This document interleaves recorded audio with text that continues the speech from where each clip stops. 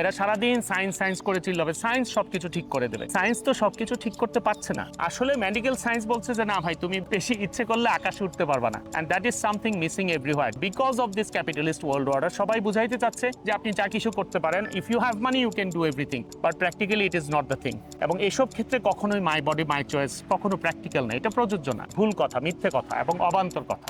আসসালামু আলাইকুম, আমি তানভীর হায়দার। আশা করি আপনারা সবাই ভালো আছেন। এখন আমাদের সামনে উপস্থিত আছেন ডাক্তার আরিফ মোর্শেদ খান স্যার। স্যার হচ্ছেন একজন সহযোগী অধ্যাপক ইএনটি বিভাগের। স্যারকে আমরা অ্যানালিস্ট এবং অ্যাক্টিভিস্ট হিসেবেও চিনি। তো স্যারের কাছে একটা কোশ্চেন আছে আর কি আমার, সেটা হচ্ছে যে অনেকেই বলে যে মাই বডি মাই রুলস, এটা আসলে কতটুকু সঠিক স্যার যদি একটু বলতেন। এটা আসলে শুধু মেডিকেল অ্যাসপেক্ট না, আমরা যদি প্র্যাকটিক্যাল অ্যাসপেক্ট থেকে আমরা চিন্তা করি, আসলে মাই বডি মাই চয়েস বলার সুযোগ আমার তখনই থাকবে যদি my whole body is suppose to be under my control. আমার শরীর যদি আমার নিয়ন্ত্রণে থাকে, only then I can say that. But very unfortunately আমাদেরকে পৃথিবীতে এমনভাবেই তৈরি করা হয়েছে যে আমার শরীর কখনোই আমার পূর্ণ নিয়ন্ত্রণে নাই। দেখো, মাটির 1 ইঞ্চি উপরে কিন্তু আমাদের দাঁড়ানোর ক্ষমতা কিন্তু দেওয়া হয়নি। অথবা একটা সামান্য মশা, একটা মাছি, তার ভিসা লাগছে না, পাসপোর্ট লাগছে না, সে দূরে চলে যাচ্ছে। শীতের দিনে সেই সাইবেরিয়া থেকে হাজার হাজার মাইল ভ্রমণ করে শীতের পাখিরা আমাদের দেশে আসছে। অথচ আমাকে একটু দূরত্ব হেঁটে যাওয়ার পরেই আমি অসুস্থ হয়ে পড়ছি, আমি আর যেতে পারছি না। বা যে প্রকৃত অর্থে রোগাক্রান্ত সে কিন্তু মুভ করতে পারছে না। তো এই যে আমি যদি জোর করে বলার চেষ্টা করি মাই body my choice, I will do what ever else I like, এই কথাটা সম্পূর্ণ ভুল ধারণা।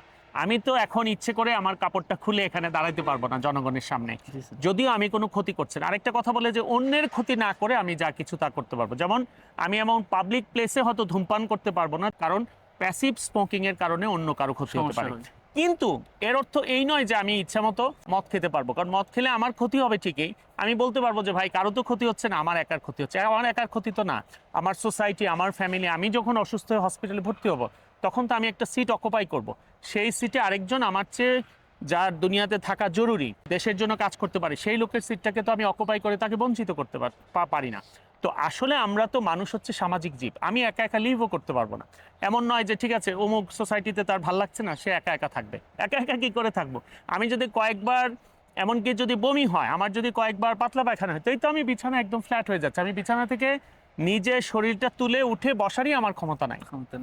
তো কাজে এই জিনিসগুলো আমাদের চিন্তা করা উচিত। বিশেষ করে আমাদের একটা সোসাইটিতে একটা আইডিয়া আছে যে বিজ্ঞানের উন্নতির সাথে সাথে মেডিকেল সায়েন্সেরও অনেক বেশি উন্নতি হয়ে যাচ্ছে। ব্যাপারটা কিন্তু এরকম নয়। বিজ্ঞানের অন্যান্য সেক্টরের উন্নতি, এই যে এআই দিয়ে আমরা মৃত মানুষের মুখ দিয়ে কথা বের করতে পারছি, কিন্তু একটা মৃত মানুষকে কি জীবিত করা প্র্যাকটিক্যালি কখনো সম্ভব? কখনো সম্ভব না। কাজে এআই এর যে অ্যাডভান্সমেন্ট, সেটার সাথে বাস্তব মানুষের অ্যাডভান্সমেন্টের কোনো মিল নাই। কারণ হচ্ছে একটা মানুষের একটা ডায়াবেটিস, একটা ব্লাড প্রেশার, একটা হার্টের রোগ, সেই জিনিসগুলাই সারা বিশ্বের সব health researchers, health scientist, workers, health অ্যাডমিনিস্ট্রেটার্স এবং ডক্টর সবাই মিলে কোনো অবস্থাতেই কুলকিনারা করতে পারছে না। আজকে ধরেন বাংলাদেশে 1,20,00,000 ডায়াবেটিসের রোগী, সেটা 2045-এর দিকে 1.5 কোটিতে চলে আসবে। সারা বিশ্বে 42 কোটি ডায়াবেটিসের রোগী, সেটা 2045-40-এর দিকে এটা 50 কোটিতে চলে আসে। It is a global problem. এই যে ওবেসিটি, স্থূলতা, সারা বিশ্বের 103 কোটি মানুষ মোটা হয়ে আছে, এবং সেই স্থূলতা সারা বিশ্বে, আমি সহ, ইনক্লুডিং মি অলসো। তো এখন এই যে স্থূলতা একটা বিশাল সমস্যা, এটাকে বলা হয় গ্লোবাল ক্রাইসিস। এবং বিজ্ঞানীরা মাথায় হাত দিয়ে বসে আছেন যে না, আমাদের পক্ষে এমন কোনো ঔষধ বের করা সম্ভব না যেখানে যদি আপনি নিজ থেকে চেষ্টা না করেন, আপনি যদি নিজ থেকে স্যাক্রিফাইস না করেন, আপনি যদি নিজ থেকে লাইফস্টাইল চেঞ্জ না করেন। এই ডিজিজগুলোর নামই হচ্ছে এলডি, লাইফস্টাইল ডিজিজ।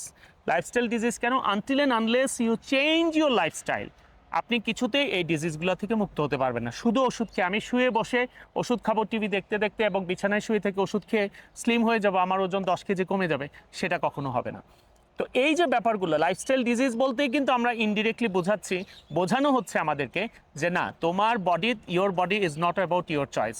আপনি মিষ্টির দোকানের মালিক, আপনি ইচ্ছা মতো মিষ্টি খেতে পারবেন না if you are diabetic, if you have blood pressure, if you have heart disease, if you have kidney problems. But that is happening, এবং এগুলোর এমন কোনো কমপ্লিট কিউরেটিভ কোনো চিকিৎসা সারা পৃথিবীর কোথাও নাই যেটা দিয়ে আমি যা খুশি তা করব এবং তার মাধ্যমে আমি ইচ্ছে করলেই ভালো থাকতে পারবো। নট দ্যাট, কারণ এমন কোনো ব্যবস্থা সারা পৃথিবীতে নাই। এইটা ইন্ডিকেট করে যে কারণ স্বাস্থ্যটা তো সব কিছুর আগে। আমি যত কিছু আমার পলিটিক্যাল ন্যারেটিভ তৈরি করি, আমার ফিলসফিক্যাল ন্যারেটিভ তৈরি করি, আমি যা কিছুই বলতে চাই, চিন্তা করতে চাই, সায়েন্সের কথা বলতে চাই, সেক্ষেত্রে তো মেডিকেল সায়েন্সটাকে আগে আনতে হবে। অনেকে খালি সায়েন্স সায়েন্স করে। আমাদের দেশে দেখা যায় যারা বিশেষ করে আর্টসে পড়াশোনা করেছে, যারা চারুকলায় পড়াশোনা করেছে, যারা বাংলায় পড়েছে, ইংরেজিতে পড়েছে, তারা খালি সর্বক্ষণ সায়েন্স সায়েন্স করছে।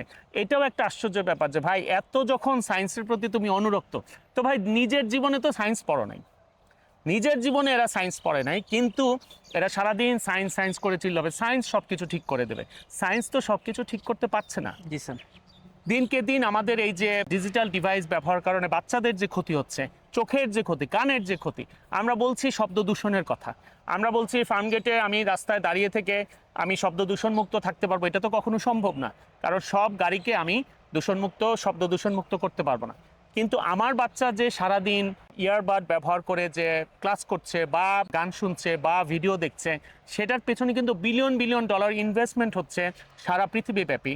অ্যান্ড দ্যাটস ওয়াই এটার মাধ্যমে যে নয়েজ ইনডিউসড হিয়ারিং লস, অর্থাৎ শ্রবণ দূষণজনিত যে শ্রুতি হ্রাস, সেটার কিন্তু ট্রিটমেন্ট সারা পৃথিবীর কোথাও নাই। আমরা বলি না যে prevention is better then cure, মানে হচ্ছে প্রতিকারের চেয়ে প্রতিরোধী উত্তম, কিন্তু এই যে শ্রবণ দূষণজনিত শ্রুতি হ্রাস, এটার কিন্তু কোনো প্রতিকার নাই। কাজেই প্রতিরোধী একমাত্র ব্যবস্থা। মানে আমরা যে বলছি যে prevention is better then cure, this is not applicable in that particular case. কারণ হচ্ছে এখানে তো প্রতিকারের কোনো বিষয় নেই, কাজে prevention is the only thing, cure করার কোনো ব্যাপারই নেই, prevention is the only thing. অথচ তাই কি হচ্ছে, আমরা তো প্রচুর এই জিনিসগুলো ব্যবহার করছি। তার কারণ হচ্ছে বিশ্বব্যাপী ওই যে ক্যাপিটালিস্ট ওয়ার্ল্ড অর্ডারের কারণে সব কিছুকেই দেখানো হচ্ছে যে আমি ইচ্ছে করলে সবই করতে পারি। আসলে মেডিকেল সায়েন্স বলছে যে না ভাই, তুমি বেশি ইচ্ছে করলে আকাশে উঠতে পারবা না। তো এই যে আমাদের personal philosophy of life and political philosophy or যে কোনো ফিলসফির মধ্যে আমাকে হেলথ ইস্যুটাকে ঢুকাইতে হবে, প্র্যাকটিক্যাল যে বাস্তবতা সেটাকে আমাদের সুন্দরভাবে উপস্থাপন করতে হবে। And that is something missing everywhere because of this capitalist world order. সবাই বুঝাইতে চাচ্ছে যে আপনি যা কিছু করতে পারেন, if you have money you can do everything, but practically it is not the thing. কারণ হচ্ছে তোমাকে টাকা তোমার থাকতে পারে, কিন্তু টাকা দিয়ে তুমি মানে আনন্দ কিনতে পারবা কিন্তু সুখ কিনতে পারবা না। টাকা দিয়ে তুমি মেডিসিন কিনতে পারবা কিন্তু স্বাস্থ্য কিনতে পারবা না। টাকা দিয়ে তুমি দামি ঘড়ি কিনতে পারবা, কিন্তু কিছুতেই 1 সেকেন্ড সময়ও তো টাকা দিয়ে কেনা যাবে না। তো এই জিনিসগুলো কিন্তু আসলে বোঝার ব্যাপার আছে, এবং এসব ক্ষেত্রে কখনোই মাই বডি মাই চয়েস কখনো প্র্যাকটিক্যাল না, এটা প্রযোজ্য না, ভুল কথা, মিথ্যে কথা এবং অবান্তর কথা। যারা এগুলোর প্রচারণা চালায় তারা আসলে they have specific narratives, they have specific intentions, এবং সেই ইন্টেনশনে আপনাকে আপনার মগজ ধোলাই করতে তারা চায়, নাথিং এলস। Thank you.